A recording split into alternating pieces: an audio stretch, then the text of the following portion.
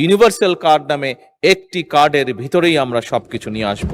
13 লক্ষ কৃষক যাদের ঋণ 10,000 টাকা ছিল সুদ সহ সেই ঋণকে মওকুফ করে দেওয়া হয়েছে।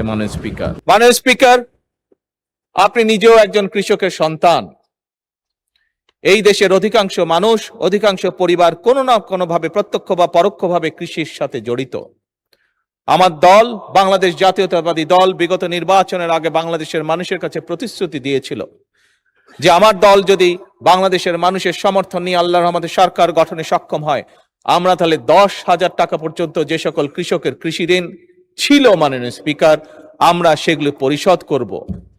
মাননীয় স্পিকার, সেগুলো সরকার থেকে পরিশোধ করব, অর্থাৎ সেগুলো সুদ সহ ঋণ আমরা মওকুফ করে দেব। মাননীয় স্পিকার, আমরা সরকার গঠন করার সাথে সাথে প্রথম ক্যাবিনেট মিটিং এ আমরা সেই সিদ্ধান্ত নিয়েছি, যার ফলে সমগ্র বাংলাদেশে 13 লক্ষ কৃষক যাদের ঋণ 10,000 টাকা ছিল সুদ সহ সেই ঋণকে মওকুফ করে দেওয়া হয়েছে। মাননীয় স্পিকার, কারণ আগেই আমি বলেছি মাননীয় স্পিকার, আমাদের লক্ষ্য হচ্ছে একটি রাষ্ট্র গঠন, একটি দেশ গঠন, যেখানে আমাদের মূল লক্ষ্যই হবে জনগণ।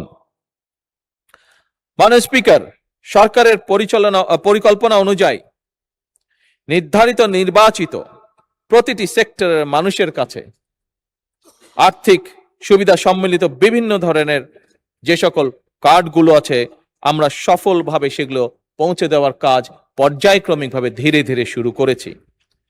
কিন্তু মাননীয় স্পিকার, এই সবগুলোকে এক সময় আমরা একটি কার্ডের মধ্যে নিয়ে আসতে চাই এবং সেজন্যই মাননীয় স্পিকার আমরা সিদ্ধান্ত গ্রহণ করেছি পর্যায়ক্রমিকভাবে আমরা সবগুলো, সেটি কৃষক কার্ড হোক, সেটি ফ্যামিলি কার্ড হোক, সেটি প্রবাসী কার্ড হোক, সেটি ইমাম মুয়াজ্জিম সাহেবদেরকে যে সম্মানী দেওয়া হচ্ছে সেটির কার্ড হোক, সবকিছু আমরা ইউনিভার্সাল কার্ড নামে একটি কার্ডের ভিতরেই আমরা সবকিছু নিয়ে আসব। মাননীয় স্পিকার, আগেও বলেছি, আবারও বলছি, একজন নাগরিক হিসাবে, একজন রাজনীতিবিদ, রাজনৈতিক কর্মী হিসাবে, একজন জনগণের নির্বাচিত প্রতিনিধি হিসাবে আমি বিশ্বাস করি, রাষ্ট্র যদি নাগরিকদের দায় মেটাতে ব্যর্থ হয় তাহলে জনগণ এবং রাষ্ট্র উভয়ই দুর্বল হয়ে পড়বে।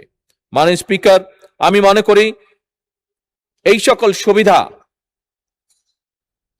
নাগরিকদের প্রতি রাষ্ট্রের করুণা নয়, বরং এই সকল যেগুলো আমরা দিতে চাইছি, যেগুলো আমরা কাজগুলো করতে চাইছি, এগুলো হচ্ছে রাষ্ট্রের দায় জনগণের প্রতি। মাননীয় স্পিকার।